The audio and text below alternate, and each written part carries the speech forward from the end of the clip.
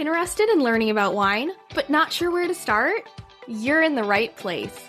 Welcome to the Cork and Fizz Guide to Wine podcast. I'm your host, Haley Bowman, and I'm so glad you're here. I'm a wine enthusiast turned wine educator and founder of the Seattle-based wine tasting business, Cork and Fizz.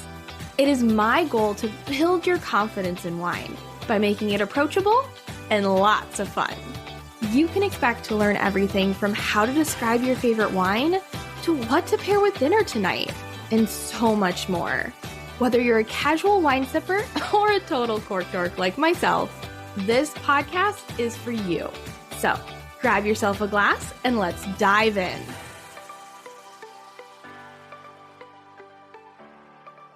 I'm very excited for today's episode. We are going to be talking about ordering wine at a restaurant, and I'm going to be giving you my best tips because I know how overwhelming it can be when you sit down to have dinner and you're like, okay, I'm going to go for a nice glass of wine or maybe even go for a bottle, and they hand you the wine list and it is multiple pages long and it feels like it's in a different language.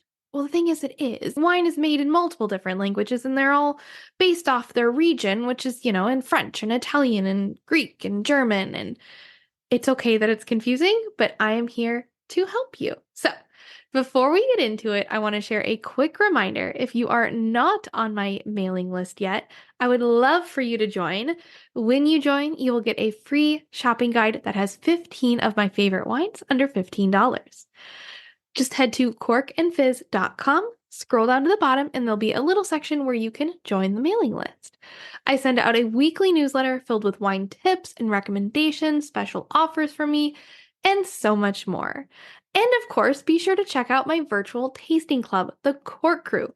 It's your opportunity to taste wine with me from the comfort of your own home. So if you enjoy listening to me and think it'd be super cool to come taste wine with me, join the club. We get together twice a month, once to try new wines, and then once to learn from other people in the wine world like winemakers, sommeliers, authors, and so much more.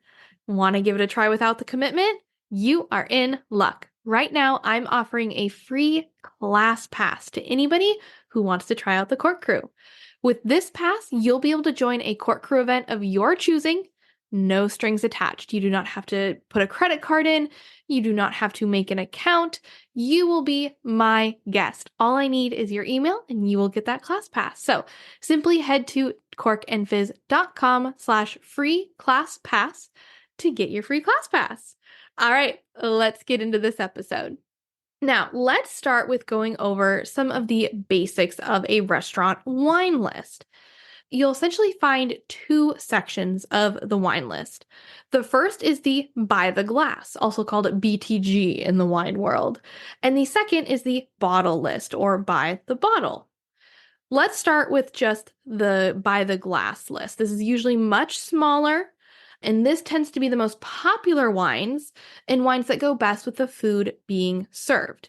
Now, of course, you will pay a little bit more for likely lower cost wine because the restaurant occasionally has to throw out some of this wine at the end of the day. These are the wines that they serve you just a glass. You don't have to buy a full bottle.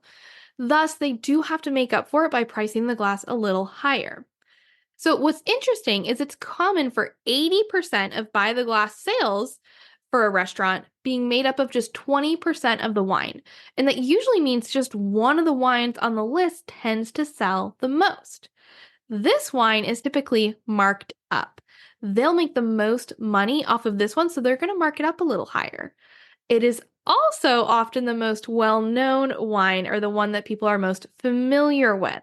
Oftentimes it's the Chardonnay or the Sauvignon Blanc versus a lesser-known wine, and this is often selected as a personal favorite of the wine director or the sommelier to be on the by the glass list.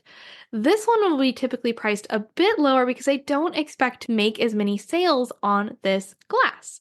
That is the one I recommend trying. If you can find the more unique sounding by the glass wine, that could be one that's worth a try. Another thing to keep in mind, if you find that your group is going to order at least 3 glasses of wine, and you are all okay with drinking the same wine, you're actually better off going for a bottle. There's more variety on the bottle list simply because there are more options to choose from, and you get a better deal. Typically, A bottle of wine costs about 3 glasses of wine in the restaurant. So now let's talk a little bit about the bottle list. The bottle list is a little more intimidating, but we'll talk first let's talk about how it can be organized. So there are 3 common ways that you will find a wine list, the bottle list organized at a restaurant. The first is by place of origin. So where does the wine come from? Is it a French wine, Italian wine from the US, so on. This is kind of the classic way of organizing wine. This worked in the past where wine came from just a few classic wine regions. But now it can be a bit overwhelming when wine comes from all over the world. It can also be hard for guests that are unfamiliar with wine to know what wine they're ordering if it's only labeled by region, right? If you do not study wine in your free time, it might be hard for you to know that a Burgundy, if it's a red Burgundy, means it's a Pinot Noir. Seeing red Burgundy on the list doesn't tell you very much. Whereas, if you are somebody who studies wine, you're like, oh, great, okay, that's a Pinot Noir. Another way to organize your list, other than place of origin, is by the grape variety. This kind of follows the more modern preference for selecting wine by the grape, and this can make guests feel more comfortable. But some grapes produce wildly different styles of wine. So let's take, for example, a Chablis, which is a French Chardonnay from northern Burgundy, and a Napa Chardonnay. So these are both made with Chardonnay. They are going to differ significantly in their acidity levels. A Chablis honestly tastes more like a Sauvignon Blanc. They're also going to differ in their body. Again, a Napa Chardonnay is going to be big and bold and full-bodied, whereas the Chablis is going to be very light and bright. And then also aging regimen. So the Napa Chardonnay could be, only 2 years old versus that Chablis. The longer it ages, the better it gets. The other question, what about blends? What if you have a wine that's made with more than one grape? How do you put that on your list? And what if you have a single wine that exists for a variety? So, you probably have a large section of maybe, there's 10 Cabernet Sauvignons, there's 10 Chardonnays, there's 8 Merlots, but then you come across a wine like Albarino. Maybe the restaurant has a single Albarino. Do you make a separate section for it, or do you put it under another section? So, Purple Wine Bar and Cafe in Seattle, Washington is actually organized by grape variety. But each section starts with an intro, and then there are little kind of written blurbs all over the list to explain things. So, the wine director, Chris Horn, he relies on kind of creative and clever descriptions to sell the wines that otherwise might get passed over. So, I think he kind of takes care of the whole a Chablis is so different than a Napa Chardonnay because he writes a little thing about it and tells you about it, which anytime you can add wine education in and make it easier for somebody to choose from a wine list, I absolutely love it. Now, the last way, which is actually, I think, my favorite way and what I would lean towards for organizing a wine list, not that I'll probably ever do that in my lifetime, but hey, this is the way that I like and I think is the best way, is by theme. So this strategy is popular for places that have a larger by the glass menu and shorter wine lists. The advantage of structuring a list in this way is that guests can find wines they've enjoyed before and then find something that's similar. So this is actually super similar, or at least it's kind of the same idea that is behind how I recommend finding new wines that you'll enjoy, right? I've always talked about okay, when we're doing a full wine tasting, when you're doing a private tasting with me, or when you're in the court crew with me tasting, I always ask you at the end of the tasting, did you like it? And what was it that you liked about it, right? So let's say you taste a Sauvignon Blanc and you love it. You love that it has high acidity, it's bright, it has these herbal notes to it. But then it's okay, how do you take that information and find another wine that you like? Well, you look for wines that have similar tasting notes, potentially, find another Sauvignon Blanc or find another wine from that region. And the best way when they make a wine list like this, where it's by a theme, they might have a section that is simply bright and acidic wines. And then you'd find Sauvignon Blanc under there, and then you would see the other options that you can try that are similar. I just think this is such a great way to encourage people to try new wines while being confident that they're going to like it because they found something else under that category. So one of the ways that they do this is by body or weight. So this is where you'll find wines that are sectioned off by light bodied, medium bodied, full bodied.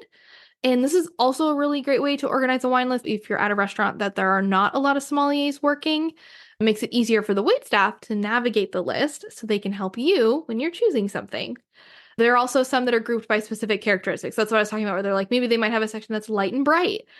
Actually, Vino Volo, which are the wine bars that you'd find in airports, do this style of wine list where they have each, kind of section. I think I'm trying to remember. I was there a couple weeks ago, and I think they have a section that's like, Cabernet Kings, and those are like, or California Kings, and I think they're like big Cabernets. But they also had a section that was like new and unique, and they had a section that was like, I'm not remembering them, but you know what I mean? Like they categorize it by a specific characteristic of the wine, which makes it easier for you to choose something you might like that's a little different. Okay, so those are the ways that a wine list may be organized, so especially by the bottle, if anything. So you have by the region, so this is where the wine is from. You have by the grape variety, and then you have by style. So when you're looking at a bottle list, a great thing to do is first figure out how it's organized, so then it's easier to read it. Do you ever find yourself standing in front of the wine aisle at the grocery store, feeling completely lost and overwhelmed? Don't worry, you're not alone.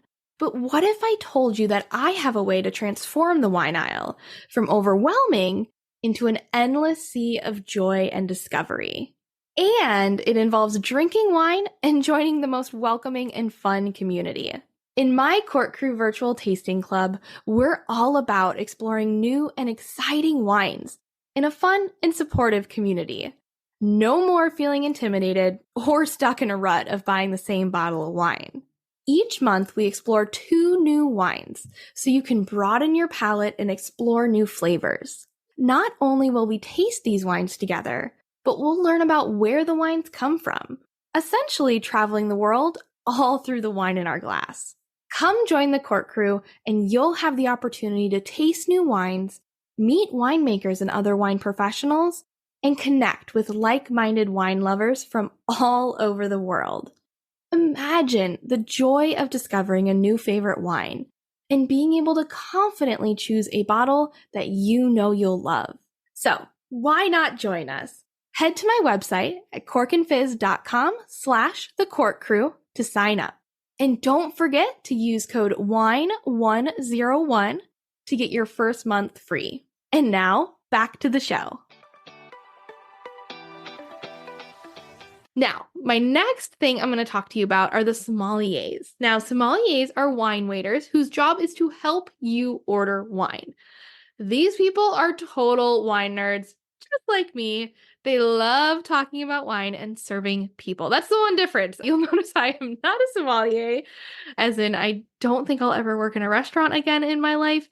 But the people who are sommeliers, they both love wine and they love giving you the best possible experience ever. Like these sommeliers, they've gone through rigorous training and they have chosen to serve folks in a restaurant setting where they often don't get the respect they deserve. So they love people and they love wine. Don't be intimidated by them, okay? Think of them like a version of me. Ask them questions, get them talking. I promise they will love it. Of course, they want you to buy wine. It helps the restaurant and it is their job. But more importantly, they want you to enjoy the wine you buy. So don't think of them as somebody who's like trying to get you to buy the most expensive wine on the list. They are trying to get you to buy the wine that you would like the most. Now, in terms of pricing, don't compare the price of wine at a restaurant versus what you'd find online. And why? Well, restaurants provide a service for you. They store the bottles, they curate the wine list, and they talk about the wine. It's just like how you pay more for a chef-cooked prime rib over a prime rib at your local butcher. So just to kind of continue on with this. So basically I'm saying yes, wines at restaurants are far more expensive than the wines you'd buy online, but there's a reason behind it. So let's do the math. Most restaurants sell bottles of wine for anywhere between like 3 and 4 times what they'd pay for them wholesale. And this tends to be about double what you'd pay at a liquor store. So the wholesale gets them a little cheaper, but they're going to upcharge that 3 to 4 times. So let's say a restaurant buys a bottle for $15 from their wholesaler. And the same bottle is usually about $30 at your local bottle shop. They charge you $50 for it. So how much of that $35, remember they paid 15. So how much of that $35 is profit? Likely only about 10%. So part of the money has to go to rent, staffing, and even like the HVAC that keeps the wine cellar at a tolerable temperature. So when you are buying wine from a restaurant, you are paying for more than just the wine itself. You are paying for that experience and to enjoy it in a nice place.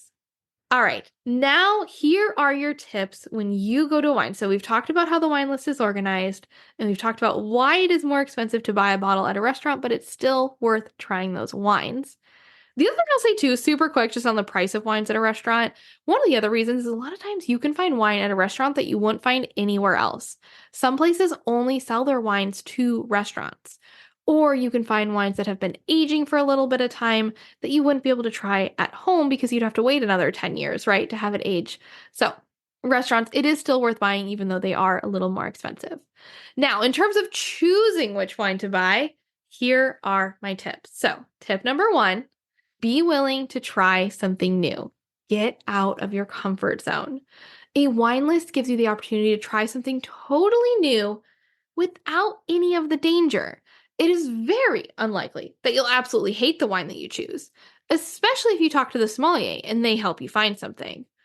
But I mean, like, how often do you get to try a unique bottle of wine from the mountains of Switzerland made by a sixth-generation winemaker who only makes 6 cases of wine a year? Not often, right? You gotta take advantage of this. So go into it with that same attitude that you go into trying new foods. It's a chance to explore something new and appreciate someone's talent. Okay, so now that we have the right mindset that we're walking into this, my next tip, if there's a sommelier at the restaurant or just folks that seem to know the wine list, ask for help. And here are some of the things that you are going to tell them. First, tell them the kinds of wines that you really like. So you could either share a bottle of wine that you recently enjoyed. So, and again, no judgment here. Don't like worry that they're going to like care what you last drank. So if it's the Snoop Dogg Red, you say, I really love the Snoop Dogg Red that I drank the other day. They'll know what you're talking about. Or you can just share things that you like in wine and don't worry about having the best words to say it. If you say a dry, fruity wine that is kind of sweet, but not too sweet and isn't too tart, don't worry. They'll know what you're talking about. So you're going to say the kinds of wines that you like.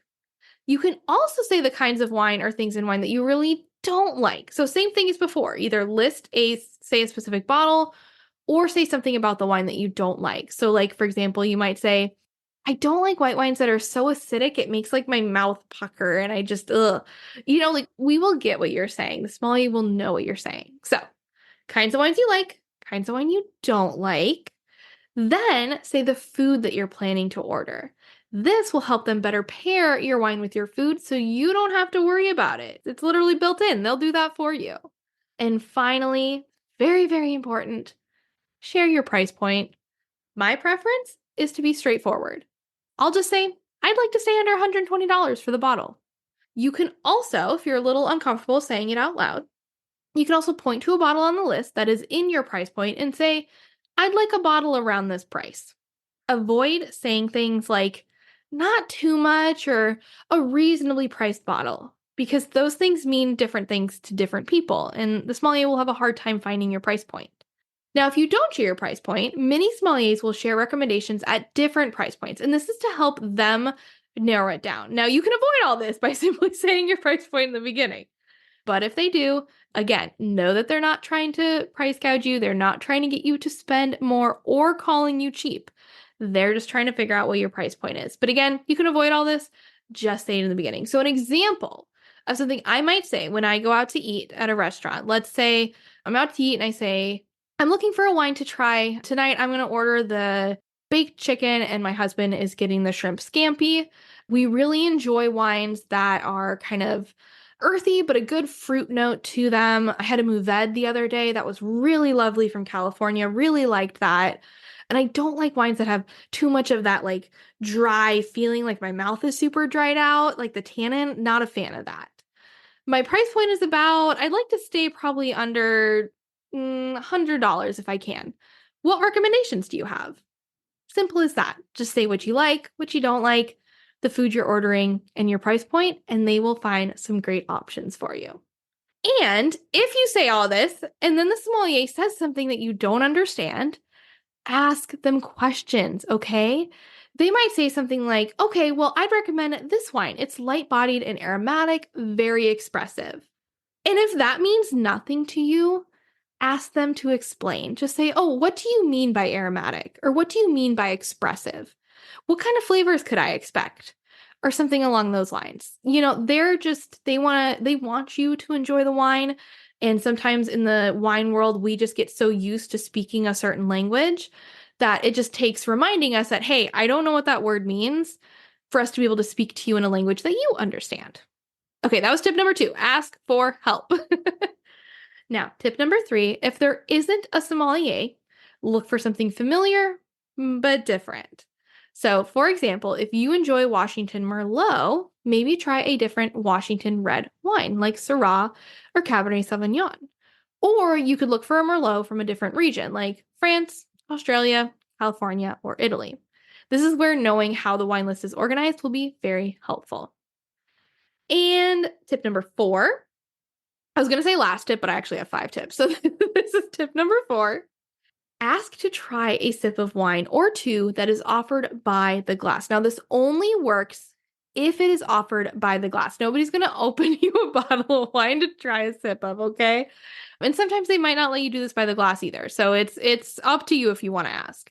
But since they have the bottles already open for by the glass offerings, if you ask nicely, the waiter might pour you a small sip of wine so you can try it before you order a full glass.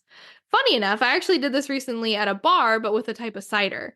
I ordered it and she was like, oh, have you ever tried that before? And I was like, no, but it sounds good. And she's like, oh, well, it is unique. So let me give you a taste before you get the whole glass. So this is a pretty common thing that happens. I ended up loving it. It was wonderful. And again, this would be a perfect time to try something less familiar on that by the glass list because you're getting to have a little taste of it. Okay, finally, this is actually my last tip. Tip number 5, go for a wine that fits the style of the restaurant. So use context clues to choose the best wine. If you're in an Italian restaurant, I'm going to bet the Italian wine will go best with your meal, right? Like, what do they have the most of on the menu? What does it seem like they specialize in? They know what they're doing when they created that wine list, right? They wanted it to go with the food. So, if you're in an Italian restaurant, they've got like 50 Italian wines and 2 California wines. I would lean towards one of the Italian ones. If you're in a French restaurant, go for the French wine. It's in Greek restaurant, right? That's what I go for. Like, there are so many Greek wines. I know probably like 5 of them. They're over 50 probably. So whenever I'm in a Greek restaurant, I kind of just lean on trying something new that is Greek because I'm like, they got to go together, right? And worst comes to worst, it's not perfect, but you still enjoy it. So again, go for a wine that fits the style of the restaurant. Okay, so just super quick, in review, your 5 tips for ordering wine at a restaurant. 1, go into it with an adventurous mindset. Be willing to try something new. Number 2, ask for help. Tell them the kind of wine you like, the kind of wine you don't like, the food you're eating, and your price point. And they can help you they being the sommeliers, can help you find a great bottle of wine. Tip number 3, if you don't have a sommelier, look for something familiar but different on the menu. Tip number 4, ask to try a sip of wine, as long as it's offered by the glass. They might say no, but they might say yes. Tip number 5, go for a wine that fits the style of the restaurant. If you're in an Italian restaurant, try an Italian wine. Hopefully these tips will help you feel more confident when ordering wine at a restaurant. And again, the biggest thing is to remember to just have fun. We don't stress this much about trying new foods, so don't stress that much about trying new wines. It's totally fine. Do you have other questions about ordering wine at a restaurant? Message me on Instagram at corkandfizz or email me, haley@corkandfizz.com, and I will get back to you. All right, I hope you enjoyed this episode of the Cork and Fizz Guide to Wine podcast. If you loved it as much as I did, I would love it if you could take a quick second to rate it and leave a review, and be sure to share it with a friend who wants some help ordering wine at a restaurant. Don't forget to subscribe so you never miss an episode. I release new episodes every Wednesday. In next week's episode, we will be talking to the husband and wife team behind the Storm Cellar. Jamie Henderson and Steve Sees are the founders and winemakers of the Storm Cellar in the state of Colorado. Storm Cellar is a boutique winery. It's located in Hotchkiss, Colorado, and it specializes in high-quality aromatic white and rosé wines. Join me as we talk about what it's like making wine in Colorado, a place that you would never really think of when it comes to wine, and everything that they are planning on doing to bring Colorado to the spotlight. I can't wait for you to listen to this episode. Thanks again for listening, and as a thank you, I'd like to share my free shopping guide, 15 Wines Under $15. Simply head to my website, corkandfizz.com, scroll down to the bottom, and join my mailing list. Cheers!